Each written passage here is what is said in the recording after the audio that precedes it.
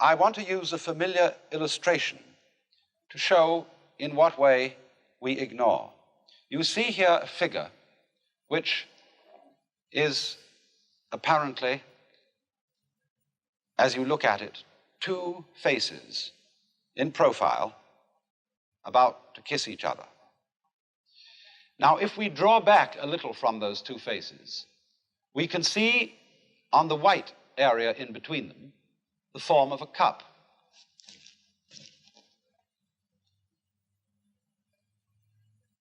But the interesting thing about this is that as you look at it, you will either be able to see the form of the cup or the form of the two faces in profile, as it were, about to kiss each other.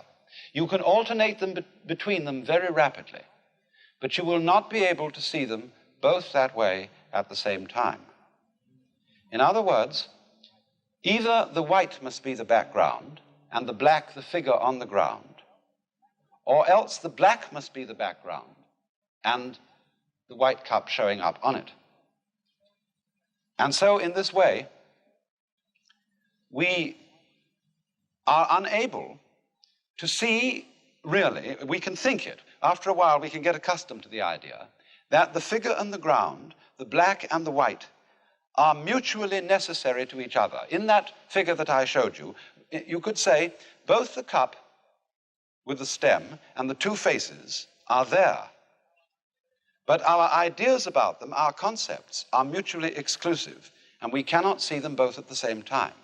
And in the same way, in this figure that I drew, we either see the sawn-off stumps or the bear claws.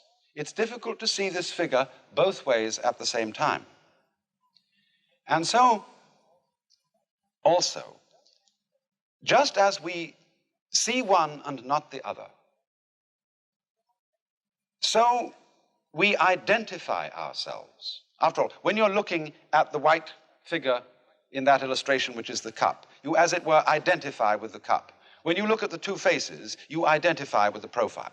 So in the same way, when we experience the world around us, we identify with the subject, the knower. We don't identify with what we see. But as a matter of fact, if there is nothing seen, there is no experience of a seer. If there is no seer, there is no experience of anything seen. They both go together in the same way as the black and the white.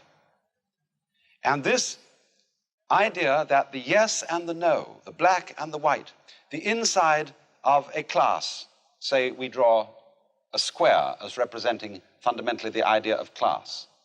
I can't have a square which doesn't have both inside and outside. They go together. And in Buddhism, this going together is called shunya. Although this is often translated void, it means that the inside of the square cannot exist, is void without the outside, the subject without the object, the black without the white.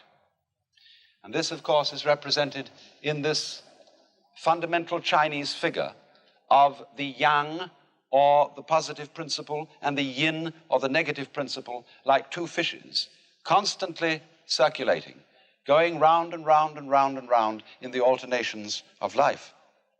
Now, the question is, are these two fishes involved in a fight? Is the white one eating up the black one, and the black one trying to eat up the white one?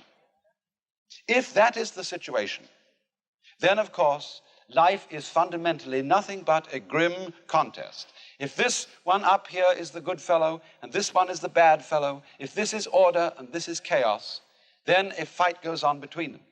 And that's largely the way in which our technology has interpreted man's situation as against nature. This is man, the white, the good fellow. This is nature, the dark, the bad fellow. And the white one has got to eat him up.